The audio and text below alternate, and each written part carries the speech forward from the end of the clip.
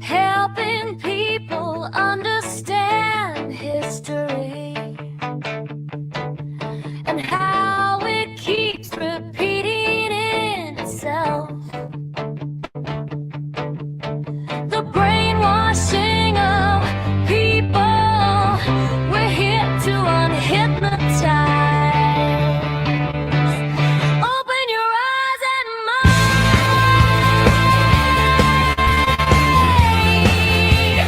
See how you can be the change.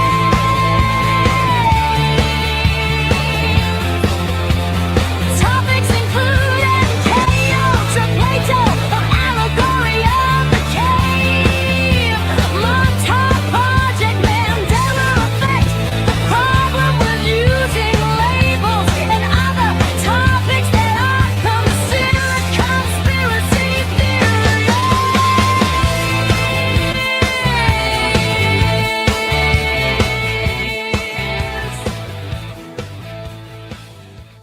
Hello, and welcome to Back to Light. Last week, we talked about truth bias.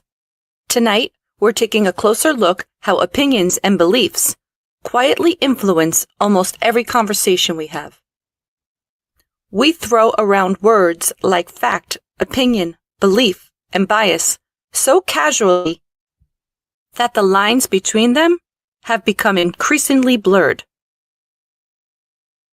In a world overflowing with information, understanding these distinctions feels more important than ever. How often do we stop and ask ourselves whether something we're sharing or defending is actually a verifiable fact, or whether it's shaped by our personal lens? Tonight, we're going to gently unpack these ideas, not to create more division, but to create more clarity in how we think and communicate with one another. And now I present Article 14. One crucial aspect of human psychology and communication is understanding the difference between opinion, fact, belief, and bias. For decades, many have felt bombarded with media narratives and messaging, often presented as factual information. Over time, repeated exposure has shaped our opinions and biases, solidifying them into belief systems. Whether consciously or not, what we consume influences how we interpret the world. Facts are verifiable through dates, records, or direct observation. In the scientific field, a fact is a repeatable measurement reached through experimentation and referred to as empirical evidence. This means that under the same conditions, the same results can be produced consistently. Even here, discernment is required. Not everything presented as a fact has been personally verified, and many people rely on secondary sources without questioning their accuracy or origin. Opinions are conclusions drawn from available evidence and are interpretations rather than absolute truths. Two people can be given the same set of facts and still form entirely different opinions based on their perspectives, experiences, or emphasis. This is where discussion and critical thinking becomes important. Problems arise when opinions are presented as facts, as this eliminates space for questioning and promotes division. A belief is a strong conviction that is often shaped by cultural influences, personal experiences, morality, or faith. Unlike opinions, beliefs are not always based on evidence and cannot easily be challenged through logic or rational discussion. They tend to be more stable because they are connected to identity and worldview. Once established, a belief can serve as a lens through which all new information is interpreted, reinforcing itself over time. Bias or prejudice refers to a preconceived notion that affects how we receive and interpret information. This bias can arise from various sources, including family, friends, colleagues, religion, education, or media exposure, often without our conscious awareness. It does not rely on evidence. Instead, it operates subtly in the background, shaping what we accept as true and what we choose to dismiss. If left unexamined, bias can limit our perspective and reinforce existing beliefs, regardless of their accuracy. So why does establishing the difference between these matter? In a world where much of our communication takes place online and is heavily reliant on text, the way information is presented is critical.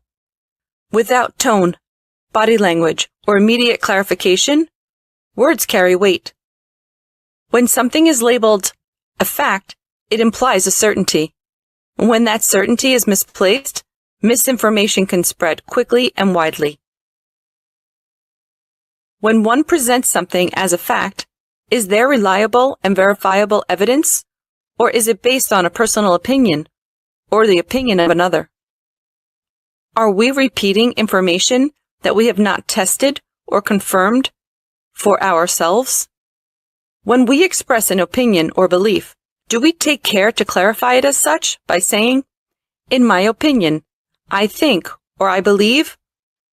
Or do we present it as absolute truth?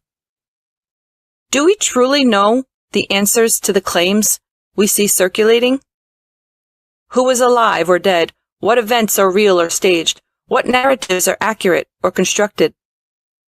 Or are we participating in the spread of information that aligns with our existing beliefs without fully questioning it? As Socrates stated almost 2,500 years ago, "All I know is that I know nothing." Do we allow our biases to narrow our view of the world? Is our use of language impacting how we communicate with others? Are we presenting opinions as facts, and in doing so, unintentionally misleading those around us? Are we willing to question not just the information we receive, but the lens through which we interpret it? Josh, you ready? We need to go. Yeah, 1 second. Just need to charge my phone. Whoa, what are you doing? Charging my phone. In the microwave? Yeah, I read about it online. If you put your phone in the microwave, it charges it right up. Gotta stop believing everything you read online. Fake news. What do you mean? Fake news. It's everywhere, guys. You can't trust anything you read, see, or hear. I can't trust you, and you can't trust me. Who can we trust? Let's investigate.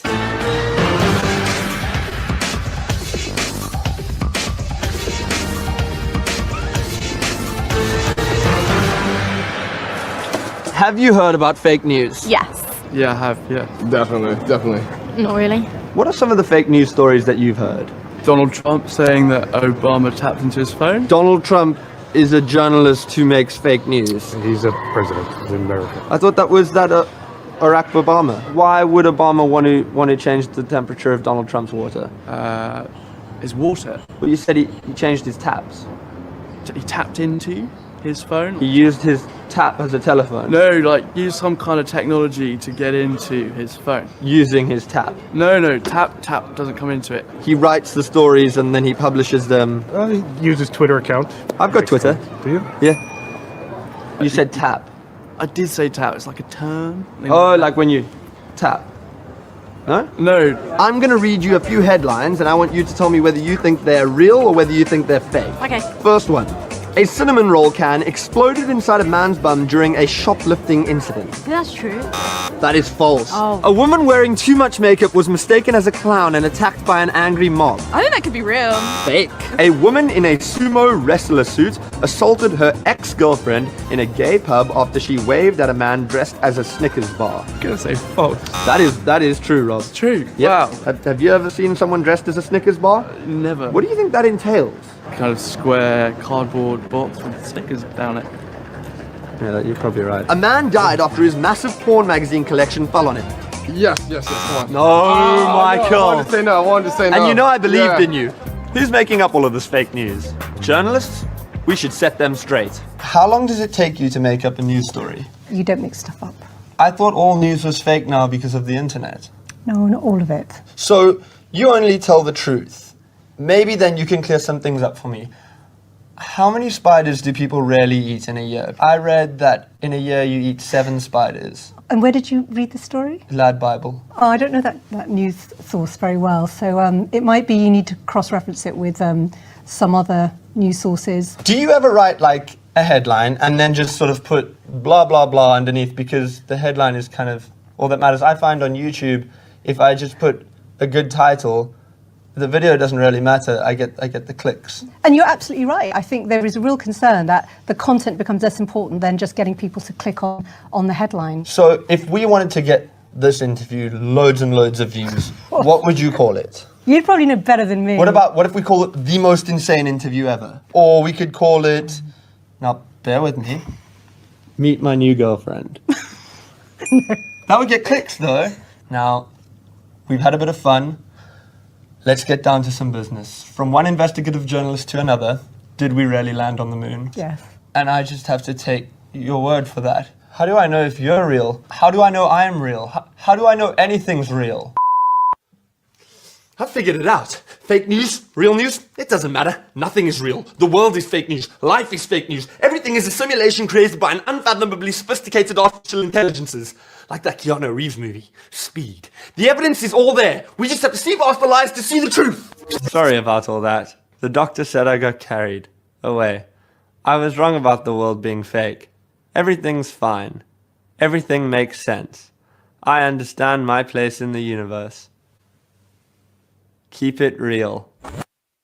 I have always felt that humor is the basic language we all understand and need to get a better understanding of a point of view. I enjoyed that video. Did you? What stood out? There is a fundamental difference between facts, opinions, beliefs, and bias, but in practice, those differences are not always experienced clearly in real time. A fact is something that exists independently of interpretation. It can be tested, measured, repeated, and verified under constant and consistent conditions. An opinion is a personal conclusion. It is shaped by experience and interpretation, even when it's informed by real data. A belief goes deeper. It becomes part of identity. It does not require constant verification to feel true. It is often reinforced emotionally rather than analytically. And bias operates beneath all of these layers. It influences what we notice, what we dismiss, and what we accept before conscious reasoning fully activates. And the key issue is, in real communication, these categories do not stay separated. They overlap constantly. A fact can be spoken with emotional force and received as belief. An opinion can be delivered with confidence and mistaken for fact. A belief can be reinforced with selective evidence and treated as objective truth. And bias can shape interpretation before a meaning is fully formed. So what we think we are communicating is not always what is actually being received. And what we think we are hearing is not always what was intended. Meanings begin to shift at the point of classification, not after understanding. So can you see why there may be confusion within a conversation before a word is even spoken? If we look back, we can see this repeating across history. A fascinating example is the Piltdown Man hoax. In 1912, fossil remains were discovered in England and were presented as evidence of an important evolutionary ancestor. For decades, many experts accepted the findings because they appeared to confirm existing expectations. The problem wasn't a lack of intelligence or rigor. It was that the expectation shaped interpretation. People saw what they were prepared to see. It wasn't until 1953 that the fossils were conclusively exposed as forgery. Bias had helped sustain this belief long after the evidence should have raised questions. Next is the War of the Worlds radio broadcast in 1938. This event is a classic study in media psychology, showing how a fictional story was instantly transformed by the audience into facts, opinions, beliefs, and biases. So the facts. On October 30th, 1938, Orson Welles performed a radio adaptation of H.G. Wells' science fiction novel, The War of the Worlds.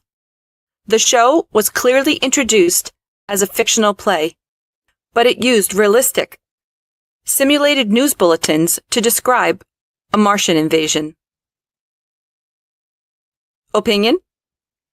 Many listeners held the opinion that the radio station acted with extreme recklessness and criminal irresponsibility by formatting a sci-fi drama to sound like a breaking, catastrophic emergency news report. The belief? Thousands of terrified citizens developed the immediate, genuine belief that real Martians had landed in New Jersey, and they were destroying cities with heat rays, and were actively releasing poisonous gas across the country. The bias? The newspaper industry at the time had a massive institutional bias against the rising popularity of radio, which was stealing their advertising revenue. So newspapers heavily weaponized the event, intentionally exaggerating the scale of the mass panic in their headlines to prove that radio was an unsafe, untrustworthy medium that needed strict government censorship. Why does this matter? Well, it highlights how easily information is manipulated. The facts prove that the broadcast was just a Halloween theater performance. The belief shows how fear can make people accept the impossible as truth. And the bias reveals how the print media used a minor incident to attack a business rival. And lastly, we have the USS Maine. In 1898, an American battleship was sent to protect U.S. interests in Cuba. It exploded in Havana Harbor, killing 260 American sailors. Although the source of the explosion was unknown, the blast sparked a media frenzy in the United States. Many in the American public accused Spain of orchestrating the incident and demanded retribution. The explosion was likely an accidental internal fire in the coal bunkers. But sensational yellow journalism in the United States blamed Spain, sparking a famous rallying cry. Remember the Maine, to hell with Spain. This outrage pushed the two nations into conflict, and in 1898, the U.S. declared war. Now, where have I heard that before? War on Terror, ring a bell? Our war on terror begins with Al-Qaeda, but it does not end there. It will not end until every terrorist group of global reach has been found, stopped, and defeated.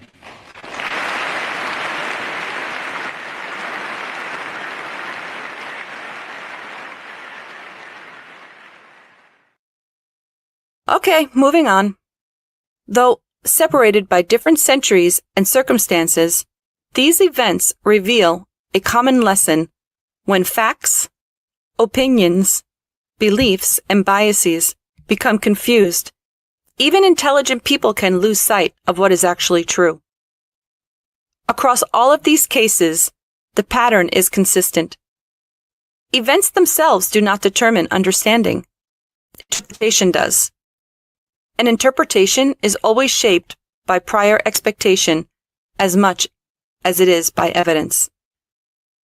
We see this dynamic constantly today. Information rarely arrives neutral anymore. It arrives framed, commented on, and emotionally labeled. A headline is not just read. It is categorized before full comprehension completes. A clip is not just seen. It is assigned meaning based on a source, tone, and prior belief structures. People often think that they are reacting to facts, but they are reacting to interpreted versions of facts, already filtered, already classified, already shaped. Even in conversation, this is constant. One person believes that they are stating a fact. Another hears an opinion. A person believes that they are asking a question. Another hears an accusation. Neither side is consciously misinterpreting. They are operating from a different internal classification system. And because this happens automatically, it is rarely noticed in real time. It only becomes visible later, when clarification still does not produce alignment. Because the disagreement was never just about content, it was about what the content was classified as before meaning fully formed. This is one of the most deceptive outcomes of this false agreement. Two people can reach what appears to be a consensus. They can say the same words. They can even agree in principle. But internally, they are anchoring those words to different meanings. So, what looks like resolution is actually divergence, held in temporary balance. This is why agreements sometimes collapse later without new information. Nothing changed externally. The mismatch was always present internally. It just simply was not exposed yet. Notice how quickly certainty forms after hearing something. It's immediate in the moment it is interpreted. That instant reaction often defines the entire direction of understanding that follows. Because once something is categorized, it begins to shape how everything else is processed. New information does not enter neutrally. It is adjusted to match the original classification. This is why, in conversations, it can feel like you're talking past each other. Because you are not responding to the same interpreted object. You are responding from a different internal version of it, and both versions feel equally real to the person holding them. There is something important to recognize in all of this. The issue is not that we interpret meaning differently. That is unavoidable. The issue is that we rarely notice when interpretation begins, and once it begins unnoticed, it shapes everything that follows. So clarity is not about removing interpretation. It is about recognizing its timing. Because timing determines whether understanding forms or fractures. And most breakdowns in communication happen before either person realizes anything has shifted at all. Try this next time. Before giving your opinion as a fact, use the 5 why method. This traces the belief back to its root source. By asking why 5 times, it separates gut feeling from empirical fact. Here's an example. Let's say someone is trying to get their point across that a network is a propaganda machine. Let's break this down. Their initial statement would be, Network Y is purely a propaganda machine. And that would be based off of their opinion, or bias-based. So the first question would be, why do you think they are propaganda machines? Because their headlines always favor one political party. Why do their headlines favor one party? Because their commentators heavily criticize the opposing party's policies. Why do the commentators focus so heavily on criticism?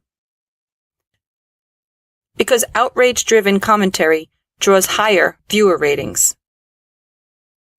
Why do higher ratings matter?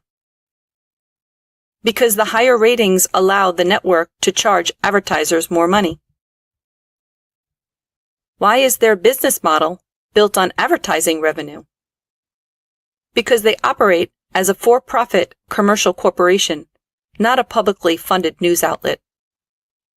You see the shift? You move from a personal grievance about propaganda to a structural systematic fact about media business models and profit incentives. Let's think about this. If interpretation happens before awareness catches up, how much of what we call disagreements are coming from the same words at different speeds? I like soup. What's your favorite body part of mine? Paintball? What's your favorite line from a movie? I like to laugh. Who is your favorite kid? Superman. What was your first thought when you met me? Yeah.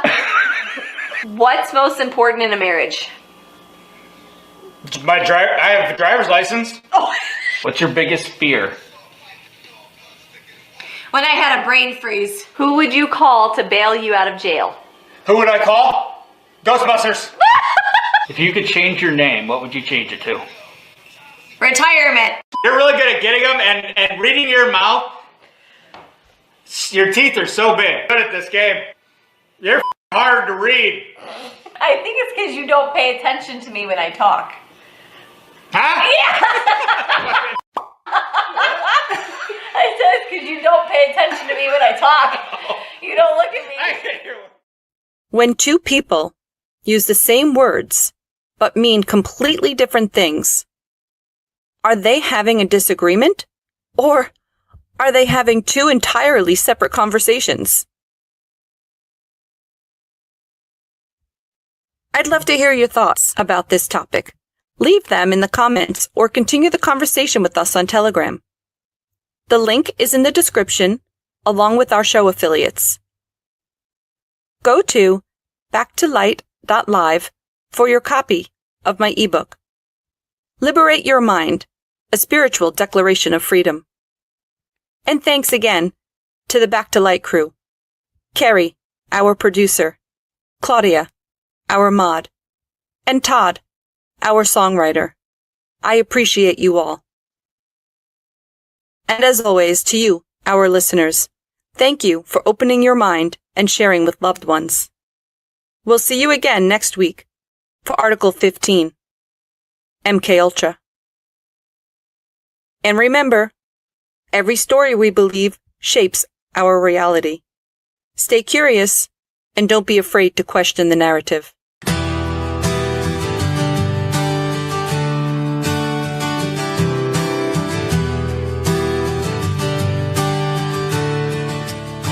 Only after the truth has come about, it walks into the room with lies thrown throughout. Can the minds of the sleeping and the lying about awake from their slumber to stumble on out of the mind control that has placed them inside rooms of deception the human brain provides. No place for logic in these darkened rooms. Common sense lost within the vacuum of construes, leaving no hope for rescue in this lying state.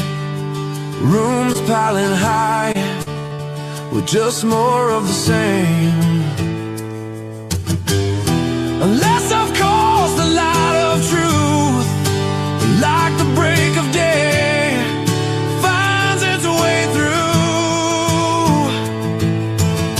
the keyhole of night, unlocking the way, opening the door for the dawning to be saved. That's what we do in this awakening and calling, locating with names stamped upon them, and that one single truth which unlocks the minds of our brothers and sisters, one room at a time.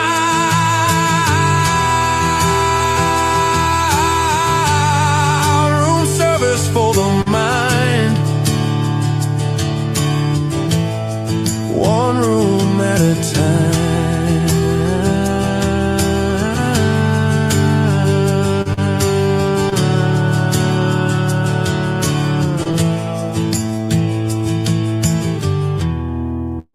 service for the mind.